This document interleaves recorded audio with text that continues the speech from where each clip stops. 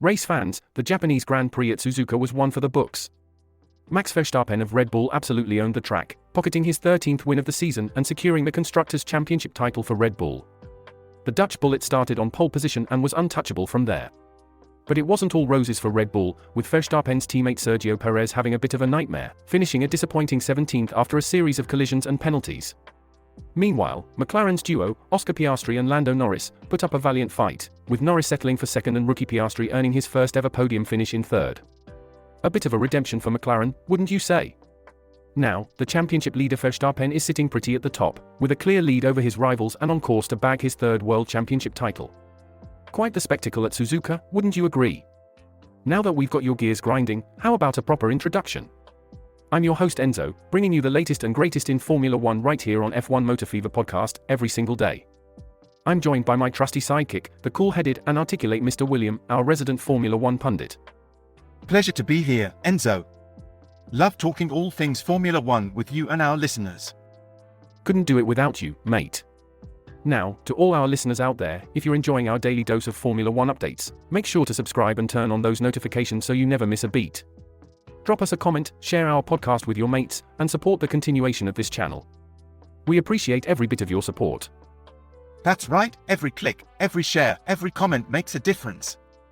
I've got some unbelievable news coming up that you won't want to miss. Trust me, this will make your jaw drop. So, stay on the edge of your seat as we dive deeper into the world of Formula One. And remember, in this podcast, it's always full throttle.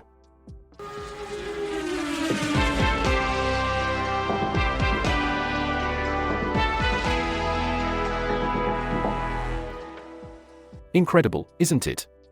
The dark horse named Red Bull has sprung back stronger after their stumble in Singapore.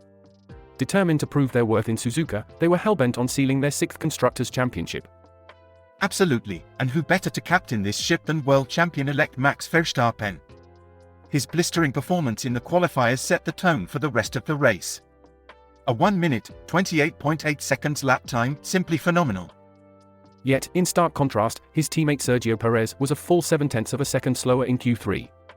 That gap allowed McLaren's Oscar Piastri and Lando Norris, as well as Ferrari's Charles Leclerc, to push Perez down to 5th place. And McLaren would not have it any other way.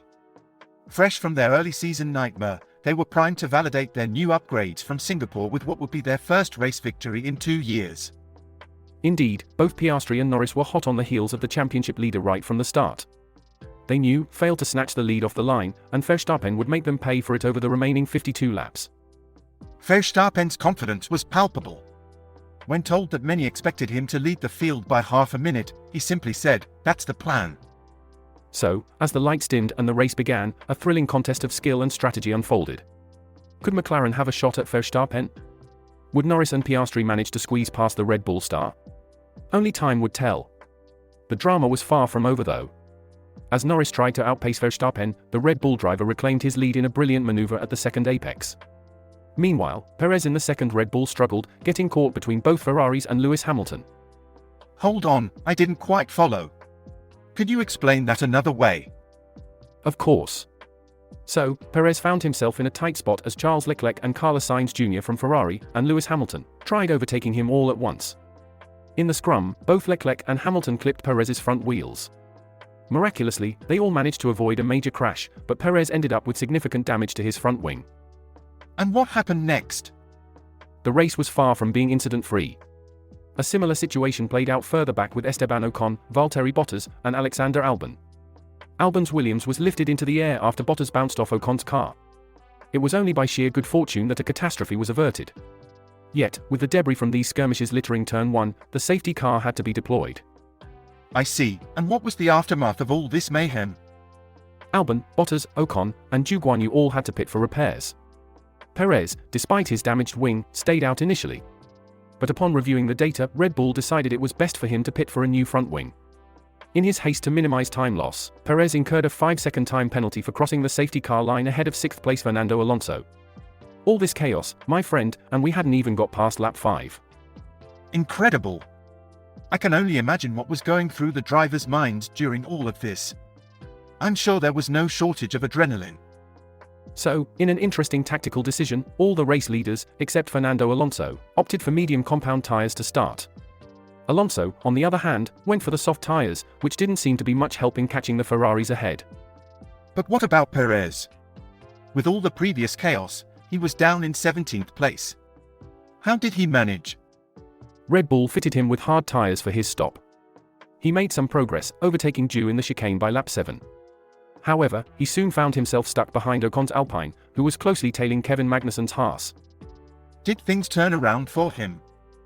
Unfortunately, not. Perez made a move at Magnussen at the hairpin on lap 12, but things didn't go as planned. Perhaps it was the pressure from his penalty, but he went in with an unwise degree of optimism. The uncalculated move resulted in a collision, causing Magnussen to spin and Perez to suffer yet another front wing damage. That must have been tough. How did Magnussen react to this? As you'd expect, he wasn't too happy about it. In his own words, he called Perez a blooming loser. Both of them ended up pitting at the end of the lap, and Perez emerged with his third front wing of the race. Interestingly, Verstappen, who was leading, reported debris on the circuit. Sensing a race control intervention, McLaren took a gamble and pitted Piastri to switch onto hard tyres. It was a smart move. The virtual safety car was deployed as he was being serviced, and he rejoined the race in 9th place. And what about Norris? Where was he during all this? Norris was having his own battle with Perez. He found himself behind the slower Red Bull, losing precious seconds. He tried overtaking Perez at the spoon curve as the virtual safety car was ending, but Perez seemed unaware of the McLaren behind him, pushing Norris onto the curb. It seems not a single lap was without its share of drama. The race resumed, but Norris found his gap to Verstappen had almost doubled to 9 seconds. Norris was, understandably, frustrated. His confusion caused him to lose about 10 seconds, leaving him vulnerable to his teammate Piastri. Could you give me an example to illustrate how that loss of time could have affected the race? Certainly. Imagine you're running a marathon and you've been in the lead for the majority of the race. Suddenly, you trip over an obstacle, let's say a misplaced water bottle. For the few seconds it takes you to recover, the runners who were trailing you have not only caught up but have managed to overtake you. You've lost your rhythm, your flow. That's exactly what happened to Norris here. He lost precious time and it changed the dynamics of the race for him. Verstappen came in for a second set of mediums at the end of lap 16, rejoining just ahead of Piastri. But when Norris pitted for hard tyres, he found himself in 7th place, a full 8 seconds behind Piastri. And what about Perez? Perez's race ended quite unexpectedly. He pulled into the garage and was handed another 5-second time penalty for his previous reckless move. His race was, for all intents and purposes, over. Meanwhile, George Russell, driving for Mercedes, took the lead. He was aiming for a one-stop strategy, after battling with Hamilton in the early laps. When Verstappen caught up with him, Russell was instructed to let the Red Bull through and conserve his tyres. What followed from there? Quite a strategic race, I must say. On softer tyres, Verstappen was naturally faster than both the McLarens. But Norris was quick to make up for lost time, setting a new fastest lap in the process. His swift recovery left him less than a second behind Piastri, who was trailing Russell. McLaren, sensing the need to keep the overall race strategy intact, instructed Piastri to let Norris pass on lap 27, leaving Norris 12 seconds behind the leading Red Bull. Right, let's take a brief moment to summarize the event so far for our listeners who might have just tuned in. We've been discussing the high-octane drama of a recent Formula One race. The race was a tactical battle, with Norris losing a substantial lead to Verstappen due to a series of unfortunate events. Verstappen, on the other hand, had his own share of hardships, including a time penalty for an overly aggressive move. Perez faced a difficult race, marked by multiple collisions and penalties. George Russell of Mercedes, aiming for a one-stop strategy, let Verstappen pass to save his tyres. Norris made quite a comeback, setting a new fastest lap, and eventually, Piastri was instructed to let Norris pass him. So, any thoughts on the race thus far? Absolutely riveting. A proper adrenaline-fueled spectacle it was. Not a moment of dullness, I tell you. Couldn't have agreed more. But what do you think about Verstappen's aggressive style of racing? A bit risky, I'd say. But that's part of the thrill, isn't it? Shall we proceed to the next phase of the race?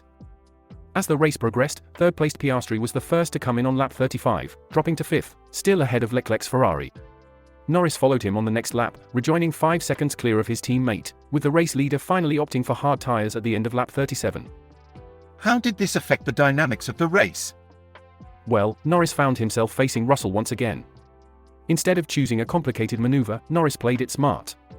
He lifted off while in Mercedes' slipstream on the run to the 130R, so he could make his move down the pit straight with doctors. Norris was soon past Russell and returned to second place after Sainz was the last driver to pit. Interestingly, over 40 minutes after pulling in to retire, Perez emerged from the pit lane once again, marking one of the longest pit stops in Formula One history. After covering a lap, Perez pitted again, served his 5-second time penalty and was released for another final tour, bringing a rather difficult race for him to an end, fortunately with no further risk of penalties affecting him at the following round in Qatar. And what about Verstappen? Verstappen was in full control. He used his fresh hard tyres to post a 1 minute, 34.183, which was easily the fastest lap of the race. Norris improved his personal best, but was over a second slower. Nonetheless, Norris was quick enough to build a 9-second gap over Russell, who was under intense pressure from Piastri. Did Piastri manage to get ahead?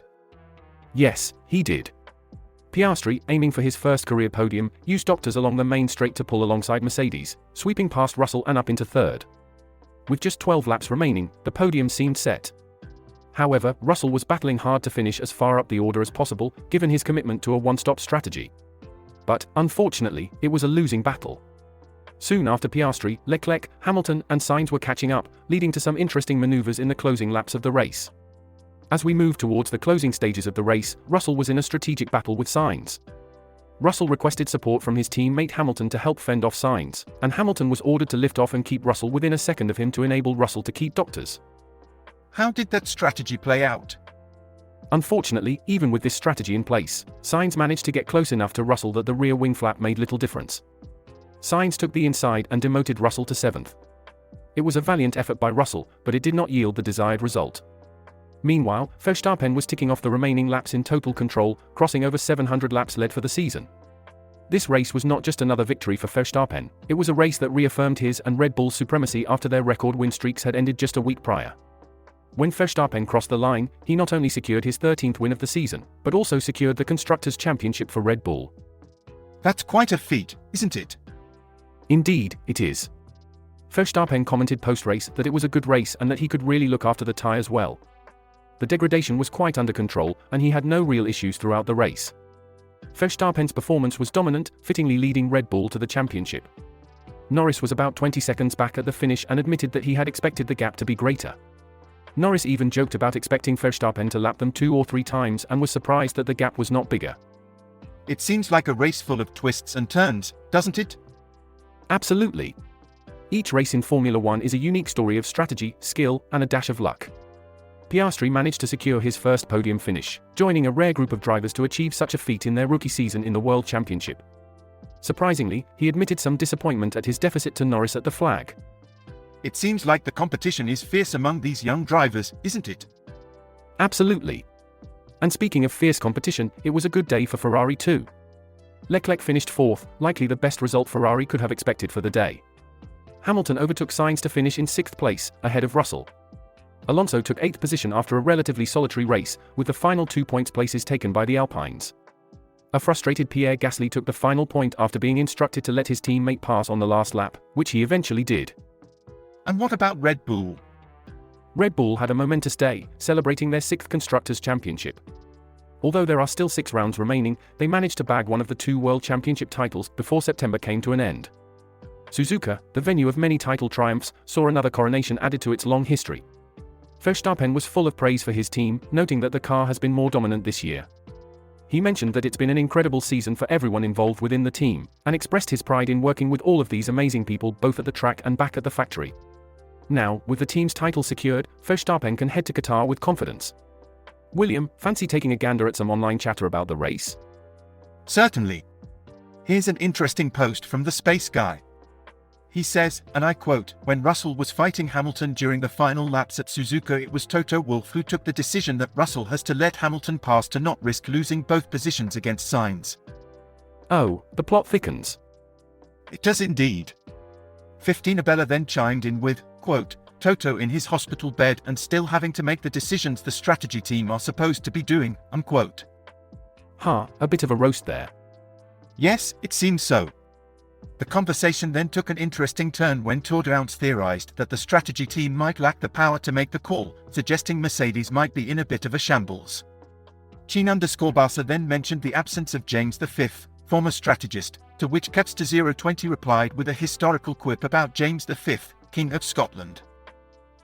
Leave it to the internet to swoop from Formula One to medieval history. Absolutely. Moving on, Lishahini provided some insight stating that James VS responsibilities were shared among the team rather than replaced by a single person after his departure. OBWAN23 and Toby or not Toby EU then engaged in a thoughtful discussion about the importance of having a single senior member for ultimate decision-making. Quite a bit of debate, then. Indeed.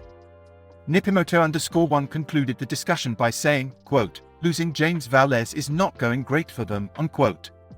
Seems like the consensus is that Mercedes has some internal issues to resolve. Well, it just goes to show that there's more to racing than just the drivers and the cars. There's a whole team behind, and everybody has to pull their weight for success to be achieved. Good on the internet for reminding us of that. And that's a wrap. Thanks for joining us today on F1 Motor Fever podcast, discussing all things Formula One. We're thrilled to have you along for the ride as we navigate through the thrills and spills of the motorsport world. Don't forget to hit the subscribe button and ring that notification bell so you don't miss any of our upcoming episodes. Share our podcast with your fellow F1 enthusiasts on all your social media platforms, and why not strike up a conversation about it around the dinner table? We appreciate all your support and love hearing your thoughts, so do leave us a comment. Absolutely. And remember folks, we're here every day, providing you all the twists and turns of the F1 world, right at your fingertips. We've got more exciting discussions lined up, so keep those seatbelts fastened. It's been a pleasure having you with us today. We're looking forward to the next episode already, aren't we, William? Indeed we are, Enzo.